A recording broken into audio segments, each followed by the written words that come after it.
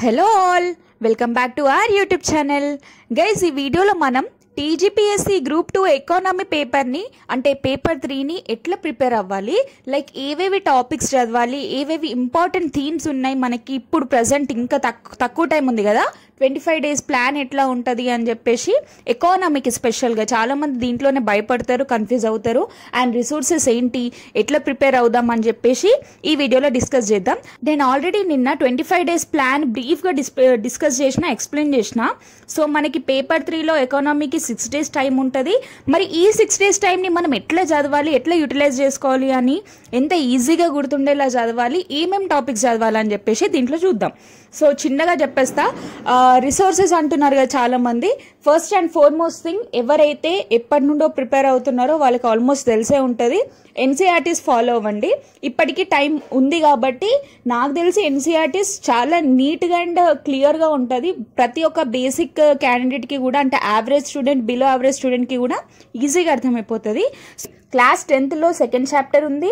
Class 11 and 12 కూడా చాలా important. Class 11లో chapter 2, 4, 5, 7, 9 ఇవి కంప్లీట్ చేయండి, 5 చాప్టర్స్. అండ్ క్లాస్ 12లో second chapter and 5th chapter ఇవి చాలా ఇంపార్టెంట్, అంటే మన సిలబస్లో కవర్ అవుతున్న టాపిక్స్ ఇవి. సో ఇవి టోటల్గా ఎంత, 8 చాప్టర్స్ మొత్తం కలిపితే. ఈ 8 చాప్టర్స్ ప్లస్ నీతి ఆయోగ్ బడ్జెట్ 2023ది ఇంటరిమ్ బడ్జెట్ ఇప్పుడు కొత్తగా వస్తే అది కూడా చూసుకోవాలి.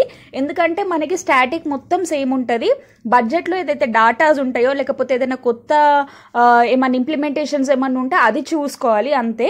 సో స్టేట్ అండ్ సెంట్రల్ బి రెండు చదువుకోవాలి. రీడ్ అని చెప్తున్నా, రివైజ్ కాదు. ఇప్పుడు టైం తక్కువ ఉంది కాబట్టి రీడ్ చేయండి, ఒక్కసారి చదవండి సరిపోతుంది. తక్కువ టైం ఉంది, 6 days టైం ఉంది కాబట్టి ఎకనామీకి ఒకసారి ఈ ఎన్సీఆర్టీ చాప్టర్స్ అన్ని చదవండి. రివిజన్ అనట్లేదు, చదవండి. అంటే ఇప్పుడు స్టార్ట్ చేసినా కూడా 6 daysలో కంప్లీట్ అయిపోతుంది. ఎన్సీఆర్టీ చాలా బేసిక్ ఉంటాయి, ఇందాక చెప్పినట్టు.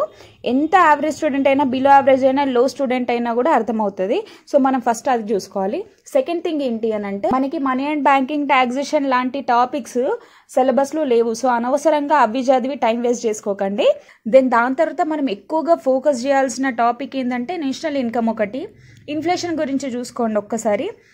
ఇందాక చెప్పినట్టు నీతి ఆయోగ్, ప్లానింగ్ కమిషన్ అండ్ దాని తర్వాత బడ్జెట్, ఇవి చాలా ఇంపార్టెంట్. దాని తర్వాత FRBM act important. FRBM act నేను అది నోట్స్ ఇస్తా కావాలంటే, ఎన్సీఆర్టీస్లో ఉన్నాయి, క్లియర్గా ఉంది, యాజ్ ఇట్ ఈస్ చదివినా కూడా సరిపోతుంది. ఎఫ్ఆర్బిఎం యాక్ట్ చాలా ఇంపార్టెంట్. అండ్ మనకి రీసెంట్గా క్రాప్ లిస్ట్ కానివ్వండి, మిల్లెట్స్ గురించి కూడా తెలుసుకోవాలి. గ్రీన్ హైడ్రోజన్ చాలా ఇంపార్టెంట్.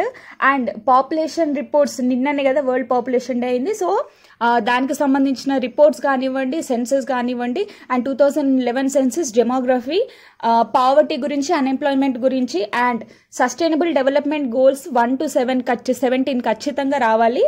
సో అవి చాలా important. And growth and development ఒకటి.